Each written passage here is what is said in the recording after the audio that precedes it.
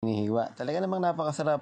Dahil nga habang iniihaw mo yan, ay naamoy mo na at nagugutom ka na nga. Kaya naman dito sa ating lagayan, pinagsama-sama ko lang yung aking mga hiniwa at tinimpla ko na nga yung ating mga hiniwang sibuyas, yung ating hiniwang luya at lalagyan natin ito ng ating mga pampaanghang. Ganito lang naman kasimple at ganito lang naman kadali ang ating ginagawa. So nilalagyan ko lang din ito ng asin at paminta and then lalagyan natin ito ng suka. At syempre ang gagamitin natin suka dito ay sukang Ilocos. Napakasarap naman kasi nito. Kung wala naman kayong sukang Ilocos, okay lang. So haluin lang natin ng haluin hanggang sa mag-incorporate na nga lahat ng ating mga inilagay na sangkap. At pag okay na nga ang lahat at nahalo mo na, pwede na tayong maglagay sa ating serving plate.